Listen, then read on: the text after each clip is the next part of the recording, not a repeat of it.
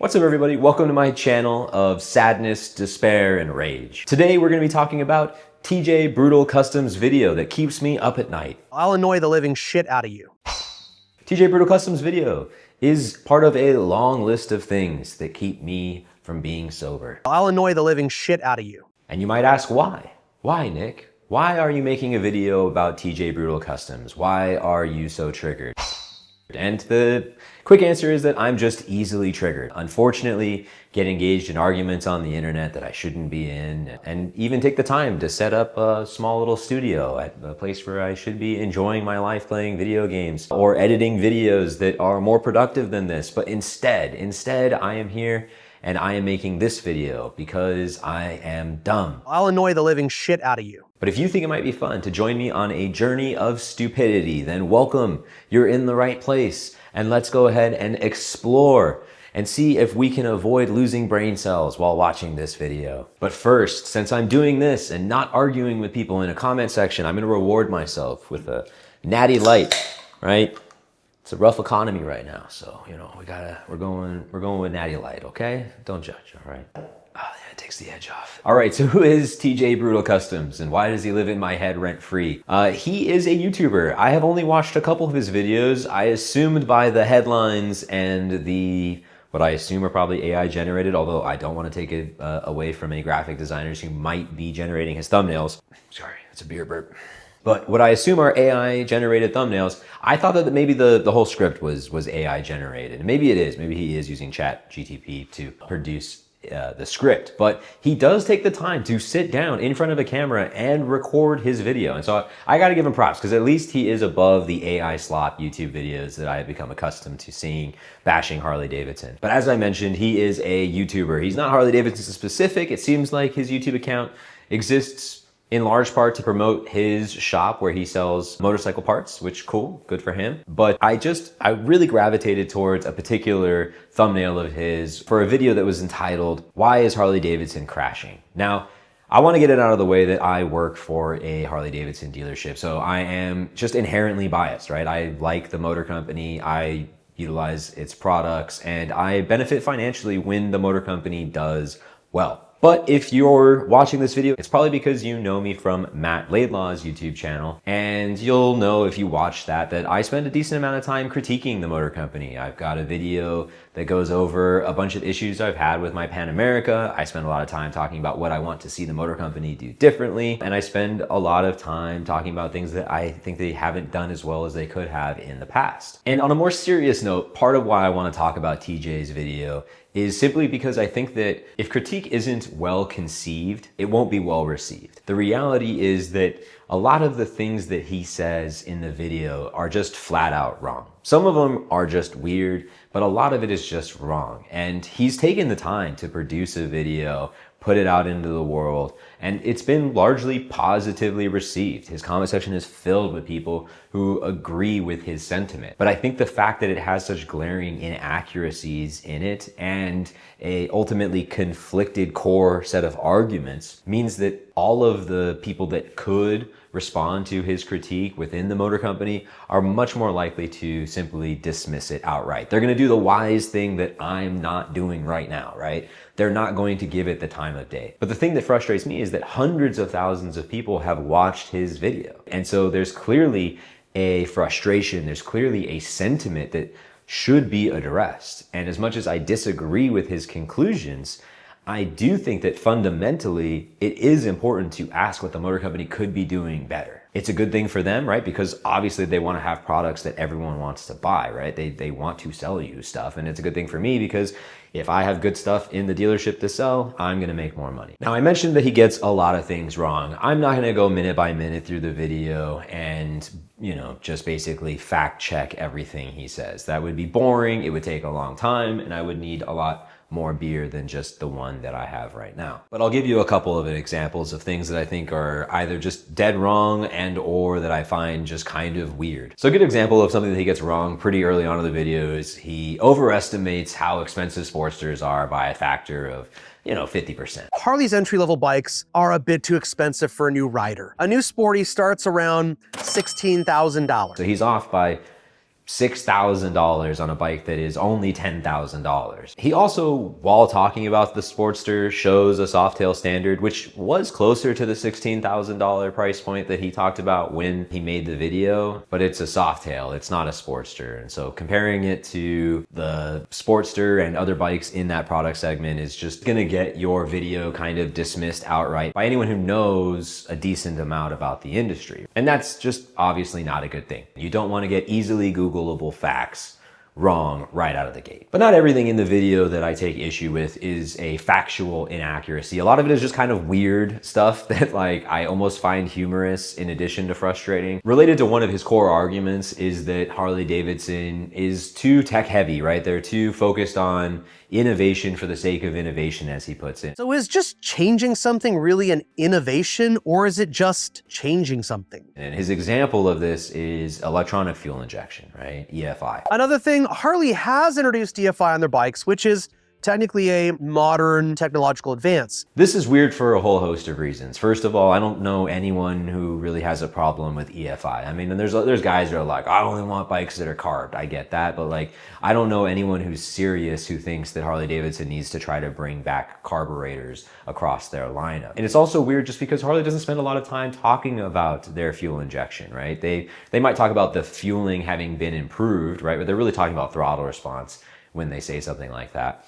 And this is just something that happened to the product lineup more than 2 decades ago, right? Like the last bike to get fuel injection in Harley's lineup, I think was in 2006. I mean, this is an example of something I should be Googling, but like I'm pretty confident in saying that there was nothing in Harley's lineup that lacked fuel injection in the last 15 years. Some of the best selling years in Harley-Davidson's history were like in the 2015 to 2018 era. So if fuel injection and or the advertisement of fuel injection is what is holding them back, then it should have held them back in 2008 when they were crushing it, and in 2018 when they were absolutely crushing it again. So it's just a weird thing to bring up, right? It's just hard to take someone seriously who thinks that Harley-Davidson's fuel injection is a core part of why they're quote unquote crashing. But like I said, I'm not going to go through and nitpick everything in the video that I think is either wrong or weird, because we would be here all day. What I really want to address is the fact that his core arguments, that his core explanations for why Harley-Davidson is underperforming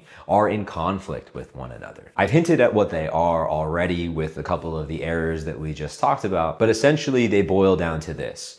First, Harley-Davidson is not competitive, right? They're not offering enough value. The innovation that they actually do have is stuff like fuel injection that nobody wants.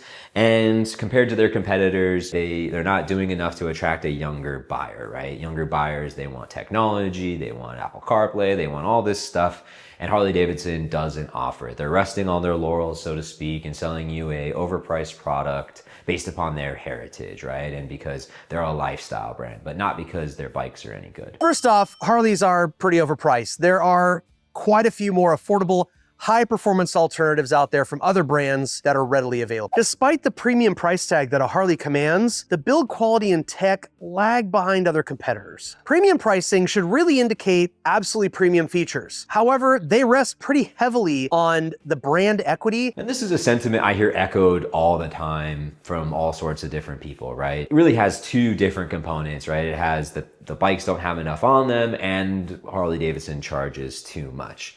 But his argument is fundamentally drawn down by the fact that, first of all, he doesn't know the pricing of any of Harley-Davidson's bikes, right? As I mentioned before, he thinks that the Sportster starts at $16,000. But the Nightster starts at $10,000. And if you compare it to the Scout 60, the Indian Scout 60, that is also about $10,000, which is probably its most direct competitor, right? A liquid-cooled American V-twin cruiser. I mean, it really doesn't get more apples to apples than that. The Harley has more power and weighs less. It offers very similar electronics, right? It's got traction control, it's got variable valve timing. It's actually a pretty advanced bike. So the Sportster is not a great example. The Nightster is actually pretty high tech. It has Harley's most advanced and newest motor. It doesn't weigh very much, and it has pretty good power. It's a pretty competitive machine, especially at the price point of $10,000. Now, it wasn't $10,000 a few years ago, right? But his video was made when the Sportster was $10,000, right? Or maybe $10,500, right? But it wasn't $16,000, I'll tell you that. And when it comes to comparing, and I think Indian is probably the most direct comparison, again, another American heritage brand, and he even uses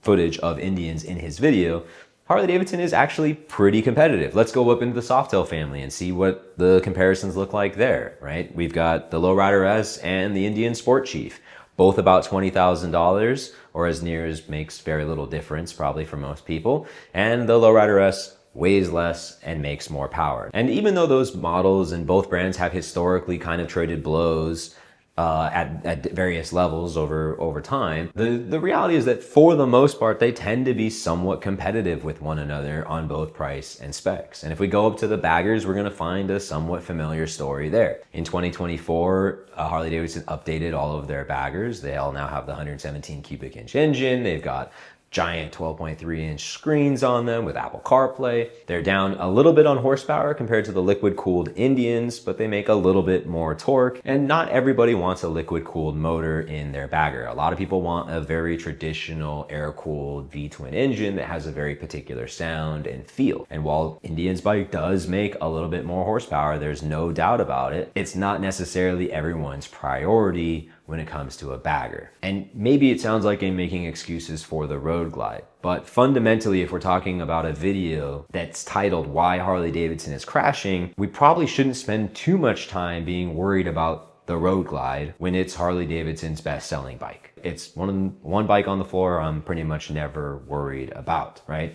And that even goes for something like the CVO Road Glide ST that he references and says you can get 900 Disneyland passes or something like that for the price of a CVO Road Glide ST. That's about 5 extravagant vacations to Bali. That's actually 75 years worth of year Disney passes. That's also a bike we have zero issues selling. It's not the problem child. So that's his first argument, right? His first argument. The second argument that he makes is that Harley-Davidson is offering overly complicated bikes with innovation for the sake of innovation. And what the customer base really wants at its core are badass bikes with loud pipes. Innovation isn't really something that Harley riders are really into. Most Harley guys aren't like, yeah, man, you know what I love about the new Harley is the sleek innovation. It looks like a spaceship, bro. No, they want to get on a big ass bike with loud pipes and classic features. This is in direct contrast to the first argument. You can't simultaneously be offering too much technology for your buyer and also not enough technology and or value. You can't have a bunch of buyers that only care about loud pipes and classic looks and also have a bunch of buyers that are supposedly not buying your bike because you don't offer the latest technology and you're not competitive pricing per dollar. But I do think that there is a decent amount of truth to his second argument.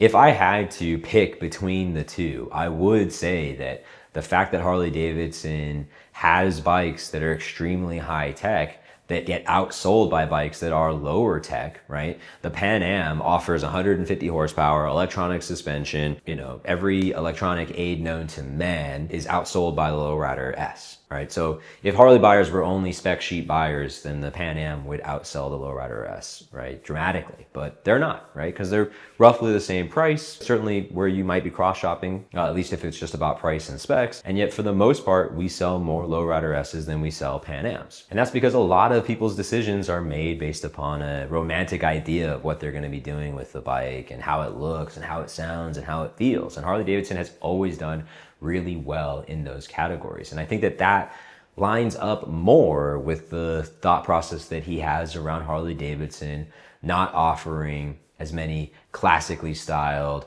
loud bikes that are simple, that people can customize, basically the second portion of his argument. I think there's more validity in that. The thing that's frustrating is that Harley-Davidson is still buying those, and the sales of those machines, despite receiving big updates in 2025, big updates in 2024 for the baggers, are not as strong as they have been historically. And I think that if I had to answer the question, I would say that it's not just that the product isn't exactly what people want, it's that the whole segment of motorcycles is contracting in the United States. And that's where Harley-Davidson's principal business is done. KTM nearly went out of business, right? Sport bikes are being pulled from the market. Only recently did the Gixxer return to Europe, the Gixxer 1000, right? And everyone has hailed it as this amazing thing that Suzuki was able to bring it back to market because people just don't buy those. They have less discretionary income, they're dealing with inflation. There's a whole bunch of things that are compiling on one another that are making it difficult for a luxury motorcycle manufacturer to do high volume. But at its core, a lot of what he says just doesn't match reality. Not only is Harley-Davidson more competitive on pricing and specs than he would like to believe, they also have a lot of the core classic products that he says they need to return to making. Half the time he shows a classic Harley-Davidson photo, he's showing the Hydroglide. I'd love to see that timeless heritage restored and respected for generations to come. This means you should probably abort whatever it is you're doing and go back to what was actually working. They just didn't take into account anything that their actual customer wanted. The Hydroglide was made in 2024. It's not something that Harley hasn't made recently. It was literally made in 2024. And what's even more frustrating about the Hydroglide is that out of all the icon models, right, that we've had, El Diablo, the Highway King, the Gray Ghost that just came out, it was the most difficult for us to sell. Right? It's the most classically styled bike. It's the most traditional Harley in its aesthetic. And yet it was the hardest one for us to sell. And all of the expensive bikes with the technology on them that he thinks are difficult for Harley-Davidson to sell are the best-selling bikes. I think that a big part of that is because when people buy an aspirational product like a motorcycle, right, they want to get what they want. They've been waiting a long time. They've been saving a lot of money. They're finally ready to go get their motorcycle. Their motorcycle is really important to them. It's a big purchase. They buy what they want. That's been true since I've started this, right? Every time Harley's come out with a more budget-focused model to get that core buyer back who wants to customize, right? Who wants to have a blank canvas, something like the Electroglide Standard that was a sub $20,000 bagger with an M8, dead after 2 years, right? The Softail Standard, one of the worst selling Softails of the 2018 and newer lineup. And it was the least expensive. I would sell 10 Lowrider S's for every one Softail Standard. And so fundamentally, his arguments just don't jive with reality. Harley-Davidson doesn't need to build a bunch of low-spec bikes because they've done that a bunch of times. Nobody buys it. Everyone who's complaining about price, they buy used bikes. Harley-Davidson is not a used bike manufacturer.